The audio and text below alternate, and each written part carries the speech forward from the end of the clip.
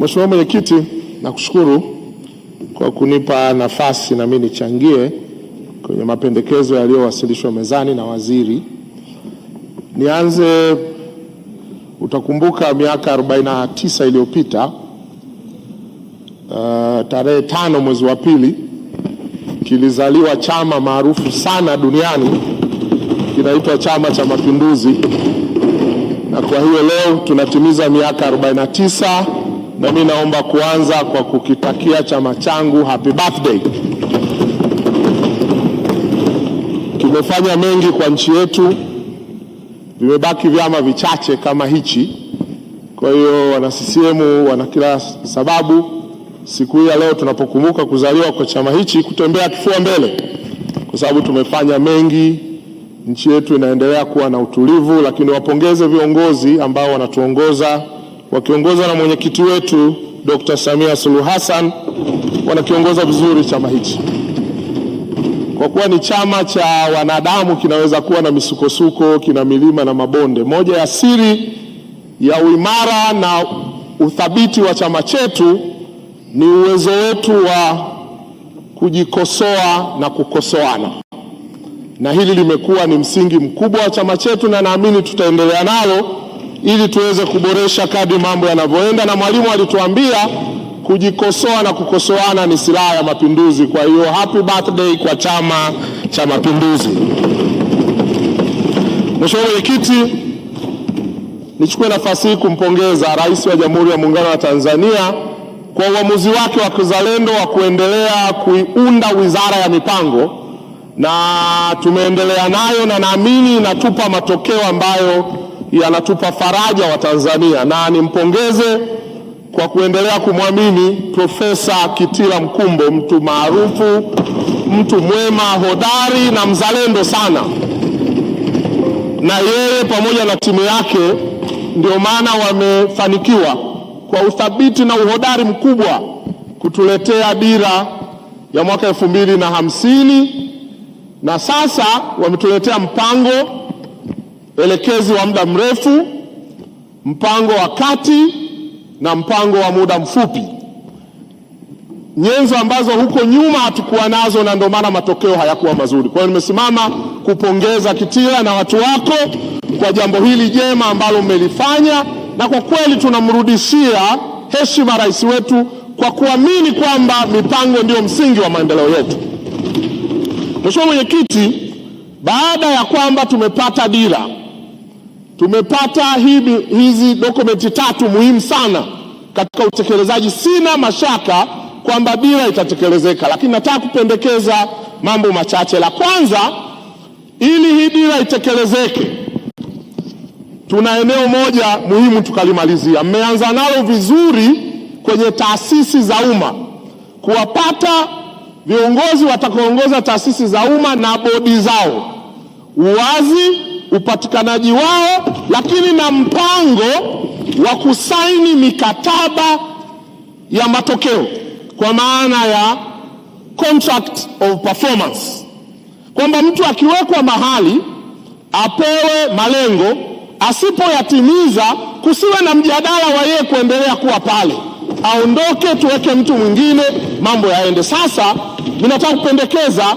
tuende mbali zaidi, twendeni na kwa watumishi wa umma wale wenye levo ya uongozi, kwa maana ya maafisa waandamizi, wakurugenzi, watendaji wakuu. Tumekuwa na utaratibu, watu wakishapewa wanabweteka mpaka wanastaafu, hata kama hawatakuwa na matokeo.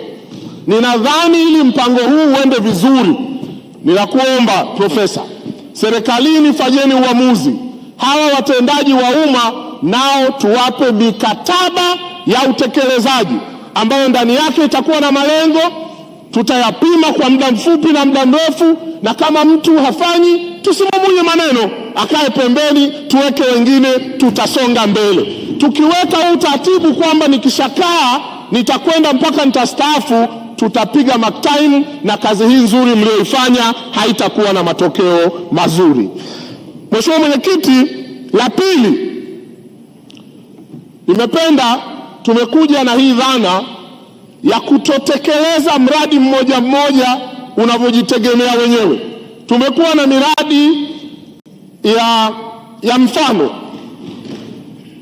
lakini mmekuja na programu ya miradi mbalimbali, kwamba tunakuwa na mradi mkubwa na ndani yake kuna miradi ambayo inautegemea au inategemeana na huu mradi mkubwa katika utekelezaji, na hili ni jambo zuri. Nimeona hapa mmeleta programu ya miradi 7, ndani yake kuna miradi shikizi 45. Hili ni jambo zuri, litaongeza kasi ya ukuaji wa uchumi wetu, lakini litasaidia tupige hatua kwa kasi zaidi. Hili ni jambo zuri na naamini lisimamiwe, litekelezwe sawa sawa. Lakini katika hili nataka kupendekeza, Mheshimiwa Mwenyekiti, katika zile program 7 mlizonazo, tuna program moja ya mradi wa kuchakata gesi asilia wa Lindi. Katika mradi huu ndani yake kuna miradi shikizi 3: barabara ya kwenda kusini, kuna bomba la gesi, lakini pia kuna mafunzo maalumu kwa taaluma itakayotumika kwenye mradi huu.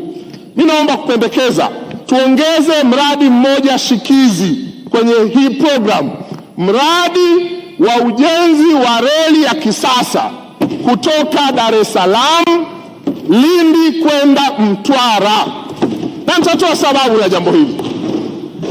La kwanza, concept ya kuunganisha bandari. Ujenzi wa reli unaunganisha bandari na bandari. Hapa tuna bandari ya Dar es Salaam, tuna bandari ya uvuvi ya Kilwa, tuna bandari ya Lindi, tuna bandari ya Mtwara. Kwa hiyo reli hii inaziunganisha hizi bandari zote, itasaidia uchukuzi wa mizigo na abiria, lakini reli hii itakwenda kutuunganisha na reli mnayoiita ya kusini, reli ya kutoka Mtwara kwenda Mbamba Bay, kwa sababu imehang peke yake. Tuiunganishe na bandari ya Dar es Salaam, itatusaidia mizigo, lakini ni mradi shikizi kwa mradi wa gesi, kwa sababu huu mradi wa gesi mkubwa, dola bilioni 42, sio mradi mdogo. Hakuna mradi unaofikia kwa gharama yake, lakini ujenzi wake utachukua miaka 7.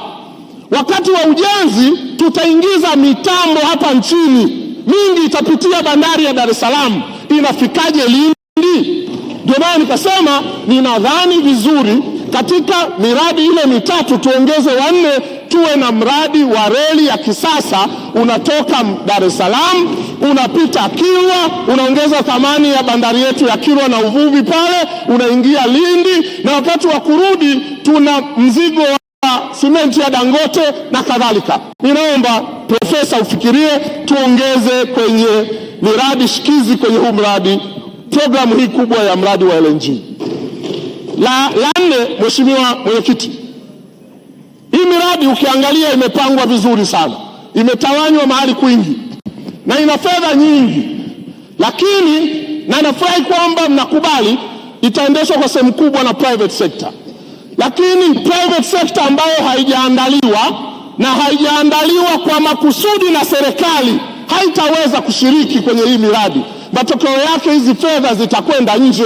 Kwa hiyo mimi nataka kutoa wito kwa serikali, msikwepe wajibu wa kuiandaa private sector kushiriki. Kwa mfano kwenye huu mradi wa Lindi, na wakati wa kampeni alipokuja mgombea urais tulimwambia tunapendekeza VETA za kusini zitengeneze program maalumu ya kuwatrain mpaka watoto wa darasa la 7, watoto wa darasa wa form 4 na kadhalika, waende kuhudumia kwenye gesi hii. Tusipowaandaa mpaka walinzi watatoka nje ya nchi, na hii ni wajibu wa serikali.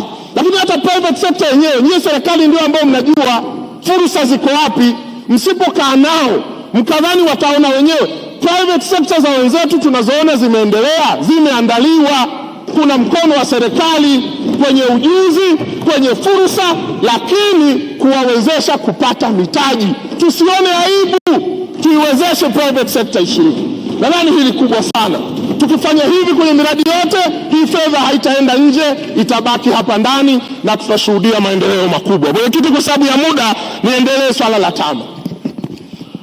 Mheshimiwa Mwenyekiti, wakati tunaomba kura, Mheshimiwa malizia hoja ya mwisho maana muda umesogea. Dakika 2 za mwisho. Wakati tunaomba kura tulikuwa na kauli mbiu kwenye kampeni yetu, utu, kazi na utu. Kauli mbiu hii haikuja bahati mbaya. Katika imani tatu za Chama cha Mapinduzi, mojawapo ni utu wa binadamu. Kwa hiyo haikuwa bahati mbaya, na mimi nataka kukiomba chama changu kuanzia mwanzo hapa tunapoanza mipango ya utekelezaji wa dira, hili swala la utu liwe wazi, tulione moja kwa moja kwenye mipango ya serikali. Tukienda kwenye machinga tuone utu, tukienda kwa wakulima tuone utu, tukienda kwenye matendo ya vyombo vya dola tuone utu. Tukimumunya maneno CCM itaondoka jamani. Tusimamie swala la utu liwe sehemu ya kacha yetu. Mwalimu alituambia serikali kwa asili yake ni chombo cha mabavu. Wanaweza kuregulate hili ni chama kupitia bunge, mabaraza ya madiwani, lakini na vikao vya chama vyenyewe. Nataka kuomba na CCM tusimumunye maneno kwenye swala la serikali kuthamini utu wa binadamu, kwa sababu ndio imani ya chama chetu, na tusione aibu kuisimamia macho kwa macho ili tusonge mbele. Nakushukuru sana. Asante sana. Nimtaja Mheshimiwa Muhsin Haji Ussi, atafuatana na Mheshimiwa Dr. Suleiman Said Jafo. Mheshimiwa Arif Suleiman Premji ajiandae. Nakushukuru sana Mheshimiwa Mwenyekiti. Nami kwa heshima kubwa naomba kuchukua fursa hii kumshukuru sana Mwenyezi Mungu mtukufu ambaye ametujalia tumekuwa hapa bungeni